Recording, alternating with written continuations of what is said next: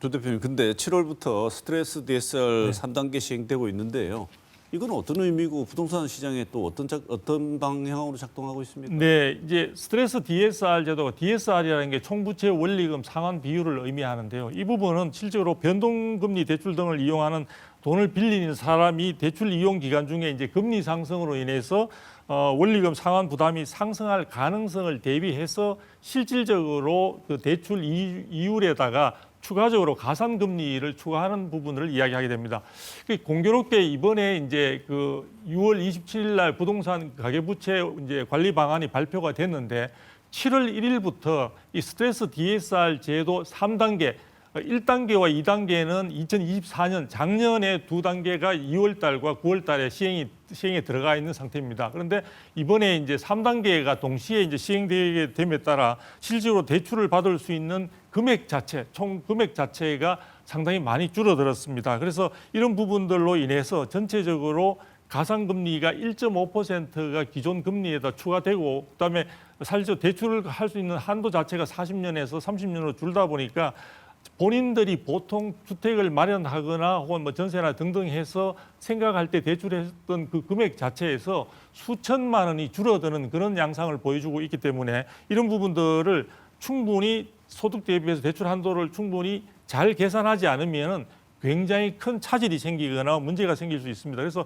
지금 아마 많은 전문가들이 평가하기로는 실질적으로 DSR 제도가 지금 40% 적용되는 경우를 예정해 본다면은 실제 대출을 받을 수 있는 금액 자체가 3에서 많게는 5%가 줄어드는. 그러니까 627 대책으로 인해서 대출 한도가 급격하게 줄은 데다가 이번에 스트레스 DSR 3단계가 본격화되면서 또 금액이 줄어들면서 전체적인 대출 금액 자체가 이전보다 굉장히 많이 줄어드는 상황이 되기 때문에 주택 마련, 즉 전세로 살든 아니면은 전세금을 마련하든 아니면 내 집 마련을 위한 주택 구입 자금을 마련하든 전체적인 대출 의존도는 이전보다는 굉장히 낮게 계획을 하시고 모든 어떤 다른 어떤 생활의 어떤 라이프 사이클을 맞춰서 계획을 하셔야만이 실질적으로 차질이 생기지 않도록 되지 않나.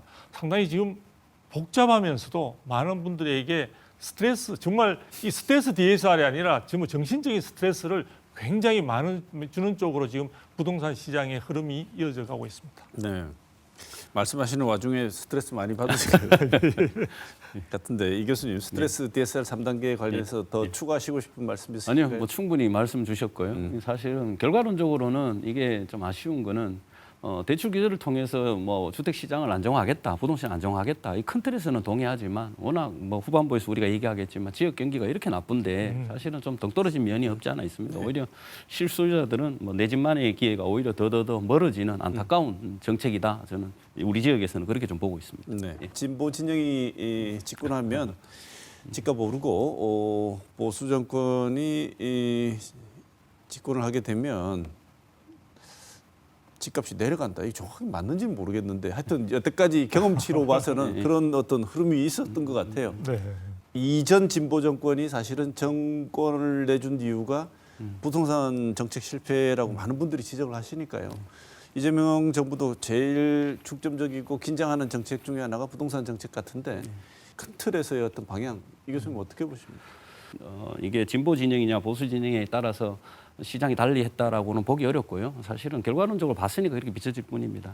보다 중요한 거는 이 내온 부동산 정책을 하나하나 우리 일일비 따지기보다는 부동산 시장 상황에 맞게끔 내온 부동산 정책을 단기적이 아니라 장기적인 관점에 잘 쓰는 게 중요한 건데 너무 극단적인 처박을 내려놓다 보니까 그 효과가 오히려 시장을 더 왜곡시키고 그 왜곡된 거를 또 덮으려 하니까 더 이상한 문제를 야기시키는 이런 게 계속 반복되고 있습니다. 그래서 꼭 자기 집권기에 부동산 정책의 결과가 나타나야 된다. 이런 강박관념을 좀 벗어나서 꾸준하고 일관된 정책을 좀 이렇게 펼치는 게 좋은데 사실은 뭐 그렇지 않습니다. 그래서 지금 아마 이 이재명 정부에서도 과거 문재인 정부 당시의 부동산 정책을 그대로 답습할 가능성이 아주 농후하다. 저는 그렇게 보여집니다. 다만 좀 우려스러운 거는 부동산 수요 억제책을 써서 실수요자들의 시장에서의 어떤 주택 구입 기회를 더 늘리겠다 이런 부분은 공감을 합니다. 다만 좀 조심해야 되는 게 일례로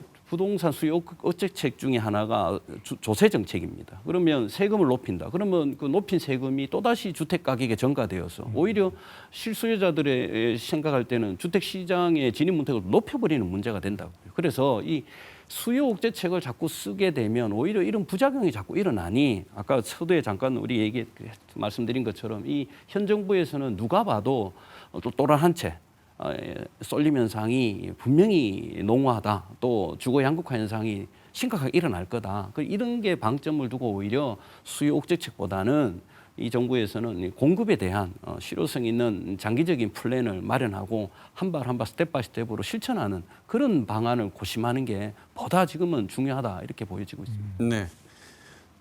두승기 박사님 어떻게 보십니까? 네, 뭐 그 부분에 대해서 지금 또 교수님 말씀해 주신 것에 저는 또 전적으로 공감을 하고요. 그동안에 어떤 균형 많은 대책들이 나오고 그다음에 규제도 이루어지고 또 완화가 되기도 하고 이렇게 했는데 그러면 거기에서 큰 문제점이 뭐였냐면요. 실제 다른 어떤 경제 현상과는 달리 주택 시장에 있어서는 주택 공급에 많은 기간을 필요로 하게 됩니다. 주택이 기본적으로 우리가 주택의 일정 규모 이상의 주택을 공급하려면 최소한 3년 이상의 기간이 필요하다 보니까 정책을 펴는 시점과 실질적으로 그 부분이 효과가 드러나는 시점에서 시간적인 괴리가 차이 나게 되는 거고요. 이 수요와 공급이 잘 균형을 이루지 못할 때 시장은 항상 혼란스러운데 그것을 단기에 너무 억제시키려고 규제를 갖다가 많이 쏟아붓다 보니까 시장이 굉장히 거기에 억눌려 있다가 한순간에 또 폭발하면서 우리가 과열이라는 그런 시기까지 순환되는 그런 모습에서 많이 우리가 벗어나지 못하고 있는 것 같습니다. 그래서 저는 기본적으로 부동산 시장 정상화를 위해서는요. 규제 일변도의 정책 흐름에서 좀 벗어날 필요가 있지 않냐 이렇게 보여지고 좀 공급 부분에 지금 말씀하신 대로 지금 계속 전문가들이 많은 분들이 공감하는 것은 앞으로 향후 공급 부족에 대한 우려감들이 많이 퍼져 있기 때문에 공급을 충분히 확충할 수 있는 그런 방안에 대해서 지금 많은 의견들이나 어떤 지혜를 모아야 될 것 같고요. 그렇게 함으로써 그 이야기가 균형을 맞추어서 나가야 되는데 중요한 것 중에 또 하나가 정부가 지금 공급을 이야기하는데 많은 시장에서 기대하는 것과 조금 차이가 있습니다. 시장에서는 이 부분이 우리가 일반적으로 많이 이야기하는 민간 공급 부분에 대한 확충을 이야기하고 있는데 정부는 공공주택을 분양하는 부분에 대한 것을 통해서 시장에서 생각하는 질적인 부분은 좀 도외시하고 양적인 부분에 대해서만 집중하고 있는 것 같습니다. 그래서 이런 부분, 즉 시장에서 많은 국민들이나 시장의 참여자들이 기대하는 그 정책에 맞는 정책의 마련이 어느 때보다 좀 중요한 그런 부분을 통해서 우리가 시장 안정을 통해서 같이 나아간다면 아마 기대해 볼 수 있는 효과에 접근할 수 있지 않을까 생각이 듭니다. 네, 우리 대구 부동산 시장 전망해 보겠습니다. 뭔가 이 수요 공급 측면에서 보면 부동산도 소비적이고 상품이기 때문에 수요 공급 따라가는 거 아니겠습니까? 여기에서 본다 그러면 수요 공급 측면에서 봤을 때 대구 부동산 시장 전망은 어떻습니까? 일단은 먼저 최근에 우리 대구 지역의 주택 거래량이 많이 감소했고 가격이 많이 떨어졌습니다. 원인이 뭐냐? 제가 이전에도 여러 언론을 통해서 말씀드린 것처럼 대구가 2020년 12월 달에 도시계획 조례를 개정하면서 상업지역에 지어지는 주상복합 건물에 대해서 기존 용적률보다 대폭 하락시키는 용적률을 적용하겠다 그랬어요. 그러니까 구조례 적용을 받기 위해서는 2021년도 5월까지 모든 상업지역에서 구조례 적용을 받기 위해서는 건축 심의 신청만 걸어놓으면 구조례 적용을 받도록 해준다라고 부칙으로 열어뒀습니다. 그러다 보니까 대구 시민들은 다 아실 겁니다. 대구 지역의 상업지역, 대로변인, 가로변 주변에 나홀로든 아파트가 엄청나게 많이 지어졌습니다. 거기에 더해서 과거에 저금리 영향으로 지어진 민영 아파트까지 합쳐지면서 공급 과잉이 일시적으로 온 거예요. 지금 사실 또 거기에 대해서 눈으로 시각적으로 보면 주상복합 건물은 전체 연면적이 과거에는 20%, 최근에는 10%의 상업 업무용 시설, 그러니까 건생 시설을 넣도록 되어 있습니다. 그런데 일시에 많은 건생 점포들까지 들어오니까 다 공실입니다. 최근에는 이 상가가 건물도 면적이 커야지 규모의 경제를 실현해야지만 이게 뭔가를 수익을 창출할 수 있는데 그런 게 전혀 안 됩니다. 그러니까 시각적으로도 공실이 너무 많고 상가라든지 거기에 더해서 아파트도 뭐 너무 가격이 떨어지니까 결과론적으로 대구에 거의 공황 상태가 왔는 것처럼 이게 다른 어느 지역보다도 좀 심각한 상황에 놓여져 있습니다. 결과론적으로는 공급 과잉이 주된 원인인데 다만 시간이 자꾸 갈수록 1980년대, 90년대 대구 외곽지 원을 둘러가면서 지어진 택지 개발한 노후화된 집들이 너무나 많습니다. 이런 주택들이 질적 욕구를 충족하지 못해요. 즉 아기를 키우는 집에서는 연수기를 달지 않으면 아기를 키울 수 없을 정도로 노후화된 배관이 있는 지역도 꽤나 많습니다. 그럼에도 불구하고 사실은 주택 공급은 많고, 근데 실질적으로 그들 지역에서는 이 질적 욕구를 충족하지 못해서 분명히 언젠가는 이게 주택 매수 심리가 살아날 수밖에 없는 그 기저에 분명히 유인책은 깔려 있는 것은 사실입니다. 그래서 그렇습니다. 그런데 여기에 대해서 우리가 또 수요 측면 말고 공급 측면을 조금 들여다보면 내년도에는 우리가 한 7,500세대 정도가 입주 물량이 있는데 사실 2027년도 이후에는 전무합니다. 아까 대표님께서 말씀하신 게 이제 주택 공급이 오래 걸린다라고 말씀드렸는데 우리가 주택을 공급하는 방식이 여러 가지가 있습니다. 가장 대표적으로 주택법 적용해서 시행사가 매입하는 방식인데 부지를 매입해서 아파트 지으면 최소 5, 6년입니다. 인허가 받고 다 하면. 재건축 재개발과 같은 정비 사업 같은 경우에는 제 대구에서 제가 전수조사를 해보니까 재건축은 16년, 재개발은 20년이 걸려요. 그러면 27년도부터 지금 신규 입주 물량이 없다고 가정한다면 앞으로 이런 현상이 대구에 한 번도 있질 않았었습니다. 그래서 저도 항상 시장을 모니터링하고 시장의 변화를 예측하고 싶은데 과연 대구가 어떻게 올지. 근데 현재는 지금 과잉 공급으로 주택 가격이 하락하고 있고, 근데 조금만 벗어나면 질적 욕구를 충족하지 못하는 집들은 너무나 많고 또 신축 아파트 공급에 대한 어떤 사인은 전혀 없는 상황에서 앞으로 어떤 현상이 이뤄질지 상당히 고민스러운데, 그러나 장차적으로 이 대구 시장은 이런 크게 보면 이 공급 단절에 따른 이런 문제가 신규 아파트 품귀 현상이 조금씩 생겨나면서 시장은 가격이 조금씩 올라갈 수 있다. 근데 그 시기는 조금 뒤에 가면서 다른 얘기를 하면서도 예측해 보겠지만 이제 어쨌든 올 하반기까지는 이런 침체기가 이어질 거고 내년 이후에나 조금 나아지지 않을까. 나아진다라기 표현보다는 주택 가격이 그래도 조금 상승하지 않을까 이렇게 네. 보여집니다. 도 대표님, 네. 지금 말씀 주셨지만 일시적인 공급 과잉인데 대구 네. 지역은 지금 공급 과잉 때문에 미분양이 심각합니다. 네. 근데 정부가 지금 여러 가지 얘기를 하고 있는 정부의 지방 미분양 정책 네. 어떻게 평가하십니까? 그 미분양 정책에 대해서 정부가 여러 가지 이제 궁여지책이다라고 이제 이야기할 수가 있는데요. 이것을 갖다가 내놓은 상태로 돼 있고 아마 그 부분과 관련해서 아마 대구 지역 같은 경우는 굉장히 간절한 그런 지역이라고 볼 수 있습니다.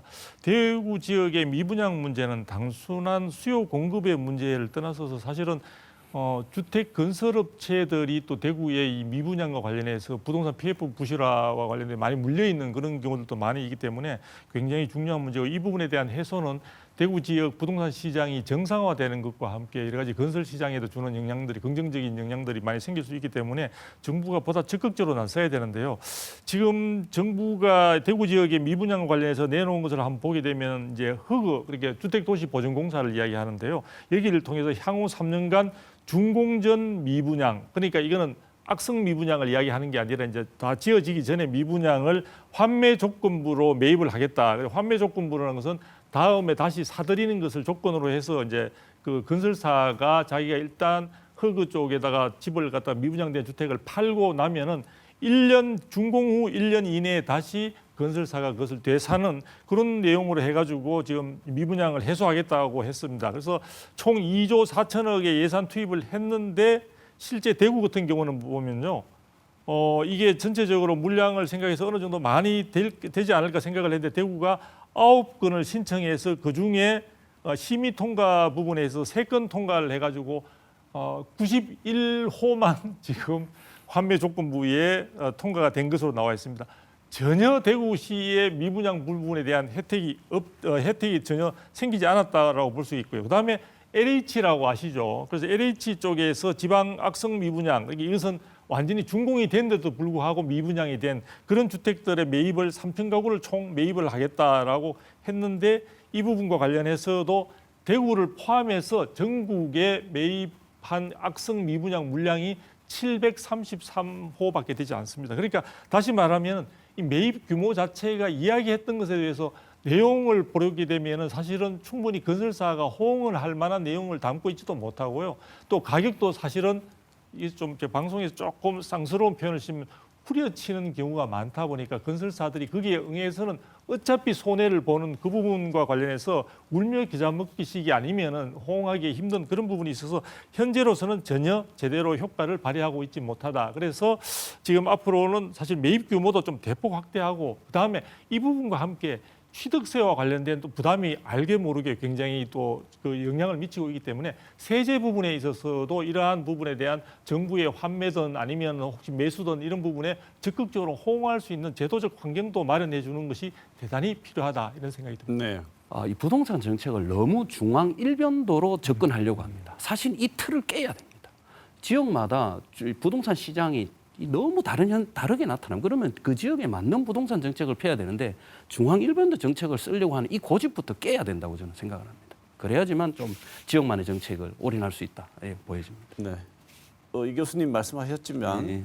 하반기 이후에 좀 부동산 시장, 대구 지역 부동산 시장도 좀 나아질 것이다 이렇게 얘기를 좀 그래도 그나마 네. 긍정적으로 전망을 하셨는데 자 외부에서 관찰하시는 우리 두 박사님 의견도 한번 들어보겠습니다. 이게 네. 어떻게 보이십니까?